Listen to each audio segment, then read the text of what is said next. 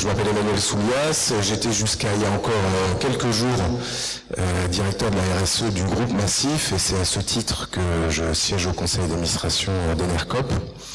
Donc je ne suis pas un financier pur et dur, donc on va un peu prendre un chemin de biais pour vous présenter Enercop, qui est une coopérative de fourniture d'électricité, et puis aussi les réflexions et les projets en cours au sein d'Enercop qui, à un moment donné, rejoignent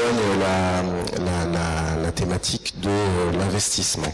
Donc Enercop est né en 2005, c'est une SIC, c'est une société coopérative d'intérêt collectif, qui a été créée à l'issue de différents débats et constats et prises de conscience de différents acteurs que vous voyez ici, donc ONG, associations environnementales, Leclerc, la NEF, un acteur économique, et puis qui ont été rejoints par d'autres partenaires que vous voyez en dessous. Donc on a retrouvé le Crédit Coopératif, la Massif, quelques collectivités, vous voyez la région, la Reine également, le groupe Chèque Déjeuner, et puis d'autres ONG et associations.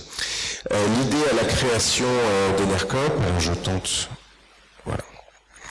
L'idée de la création d'Enercop, c'est de profiter de l'ouverture du marché électrique et de proposer une électricité 100% renouvelable, premier point. Deuxième point, une électricité qui est gérée de manière directe et qui essaie de créer le lien le plus étroit possible entre les producteurs d'un côté et puis les consommateurs de l'autre, au travers de cette société coopérative d'intérêt collectif, qui propose une gouvernance particulière. Alors pour celles et ceux qui ne connaissent pas les SIC, c'est une gouvernance très intéressante mais très complexe à gérer, qui organise la gouvernance autour de différents collèges, et on va trouver donc dans les collèges de la SIC, le collège des producteurs, le collège des usagers ou des clients, le collège des salariés, le collège des collectivités territoriales qui veulent bien s'engager au travers du projet, le collège des partenaires. Donc vous voyez une gouvernance qui mobilise autour de la table et autour de la définition de la stratégie tous les acteurs impliqués d'un bout à l'autre de la chaîne de la production à la consommation de l'électricité. C'est pas facile à gérer, mais c'est relativement vertueux. Ça demande beaucoup de temps de débat et d'échanges sur chacune des décisions. Claudio peut en témoigner, mais en tout cas c'est vertueux. Ça nous permet de mettre en contact à la fois les attentes et les besoins de chacun des acteurs de la chaîne. L'offre a été ouverte aux professionnels en 2006 et aux particuliers en 2007, donc le focus pendant quelques années ça a été plutôt de s'adresser aux particuliers, puis on s'aperçoit depuis quelques temps que les professionnels s'intéressent à l'offre Enercop, parce que vous savez qu'il y a la deadline du 1er janvier 2016 notamment, mais ça a été dit en introduction aussi, une ouverture progressive de ce secteur d'activité à la concurrence. L'offre d'Enercop est possible sur l'ensemble de la France. Aujourd'hui, à peu près, c'est les chiffres de fin 2013, 20 000 clients et 15 000 sociétaires. On essaye le plus possible de demander aux clients qui veulent bien souscrire l'offre Enercop d'être également sociétaire. Être sociétaire, ça veut dire prendre une part ou plusieurs parts dans le capital d'Enercop, et puis de participer à la gouvernance, participer à la prise de décision au travers de différents dispositifs, dont le dispositif un peu ultime qui est l'Assemblée Générale, et qui rassemble l'ensemble des sociétaires d'Enercop, ou en tout cas ceux qui veulent bien se déplacer. Fin 2013, à peu près 91 producteurs et puis 70 gigawattheures.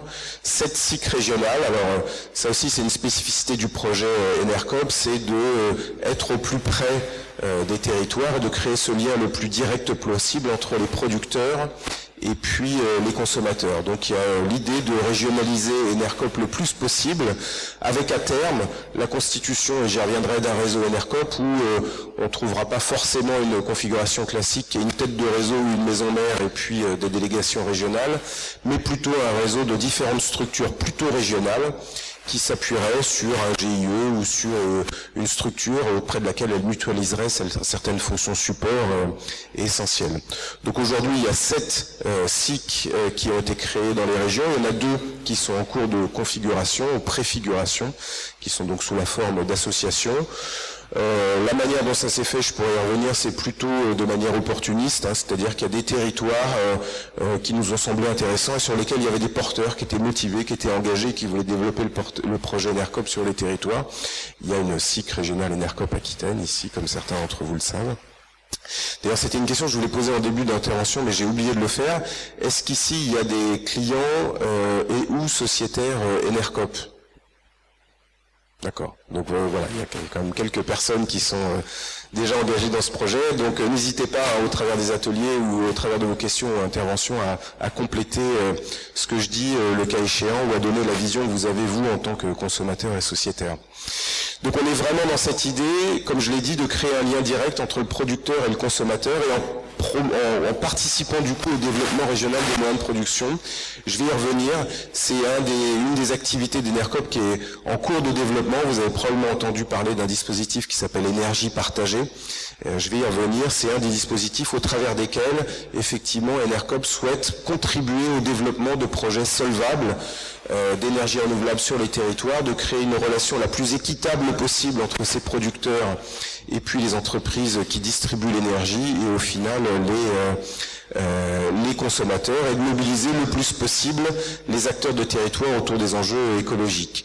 Dans le projet d'ENERCOP, il y a aussi un point essentiel qui est de contribuer à la maîtrise de la demande d'énergie, donc tous ces enjeux de sobriété énergétique, d'efficacité énergétique et de maîtrise de la demande et de la consommation énergétique, c'est aussi un volet essentiel dans l'offre d'ENERCOP. Donc, ENERCOP met en place donc une transition politique et économique au service des énergies renouvelables et de leur financement. Et vous voyez ici qu'il y a différents niveaux dans le projet ENERCOP que j'ai un peu évoqué. Le niveau local qui est adressé et géré par les SIC régionales d'ENERCOP. Le projet énergie partagée qui promeut l'investissement citoyen, je vais y revenir en fin de présentation. ENERCOP France, qui est la structure ENERCOP historique. Et puis, c'est important aussi une mobilisation, réflexion au niveau européen, au travers d'un réseau qui s'appelle RESCOP et qui fédère différentes coopératives européennes. Pourquoi c'est intéressant? Ça a été dit tout à l'heure, on constate des disparités bien évidemment au travers de différents pays européens. Ça a été évoqué autour de l'obligation d'achat de la méthanisation par exemple.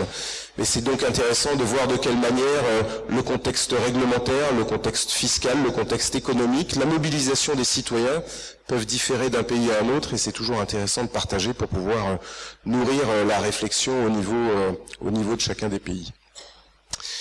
L'idée, j'emploie un terme là qu'on voit assez régulièrement, hein, c'est celle de la recherche de résilience, bien évidemment. Donc l'idée, c'est que les territoires à terme, et on est bien dans la dynamique qui nous rassemble aujourd'hui, puissent le plus possible à terme pouvoir adresser l'ensemble de leurs besoins énergétiques en impliquant le plus possible les acteurs de territoire que sont les collectivités et les citoyens, répondant à des besoins réellement avérés, c'est-à-dire des besoins qui sont réels. Alors, les projets de production ENERCOP, vous avez des producteurs qui soient photovoltaïques, éoliens, hydrauliques, biomasse, qui créent une production qui est vendue à ENERCOP, et ENERCOP les revend à ses clients sociétaires, mais ENERCOP aussi s'implique dans la création de sociétés de projets qui peuvent être des SAS, ça a été dit, des sociétés d'économie mixte dans lesquelles on va retrouver bien évidemment les collectivités territoriales et puis les citoyens et entreprises qu'on peut retrouver au travers de différents dispositifs. Le plus répandu, qui ne concerne pas des montants énormes, c'est celui des cigales. Et donc il y a tout un tas de projets qui sont très intéressants, notamment en Bretagne, qu'on pourrait citer, dans lesquels les cigales sont impliquées de manière directe dans le financement de projets. Et puis énergie partagée. Énergie partagée sur lequel je voulais faire un petit focus. Énergie partagée, ça a été un projet qui a été co-créé à l'origine par le réseau ENERCOP et puis la NEF, et dans laquelle on trouve d'autres acteurs à terme, effectivement, vous voyez, Crédit Coopératif, Leclerc, Espul, tout un tas d'acteurs divers et variés. Et l'idée, c'est de promouvoir et d'aider à l'investissement citoyen. L'idée de base, c'est de pouvoir dire chaque citoyen, alors qu'il soit riverain ou pas forcément riverains, bien évidemment c'est mieux que ce soit les riverains qui investissent dans les projets de production d'énergie renouvelable parce qu'il y a une appropriation particulière, et on constate effectivement que quelqu'un qui possède des parts d'une manière ou d'une autre dans un projet, par exemple éolien, mais il est toujours plus enclin à l'accepter. Il y a une acceptabilité un peu plus élevée que quelque chose qui apparaît tout d'un coup sur un territoire dont on ne connaît pas bien les mécanismes financiers ni quels sont les actionnaires. Là, tout d'un coup, il y a une appropriation à titre personnel qui est importante. Donc énergie partagée a été créée justement pour promouvoir l'investissement citoyen. Et puis on va retrouver les mêmes dispositifs que ceux qui ont été évoqués jusqu'à présent, c'est-à-dire il y a des fonds propres, il y a des prêts, il y a toute cette mécanique là, voilà, d'équilibre qu'il faut trouver autour des projets citoyens. Mais l'idée, c'est encore une fois, le plus possible au travers soit de financement direct, soit de prise de part, d'inciter le citoyen à prendre des participations dans les projets citoyens. Alors aujourd'hui, énergie partagée a un capital d'à peu près entre 6 et 7 millions d'euros. Depuis quelques jours, il y a eu une conférence de presse et un lancement officiel lundi de cette semaine. On rentre dans la deuxième phase de collecte d'énergie partagée. Voilà, je vous incite, si vous souhaitez en savoir plus, à aller sur le site internet d'énergie partagée, de regarder la manière dont ça fonctionne et le dispositif qui est mis en place.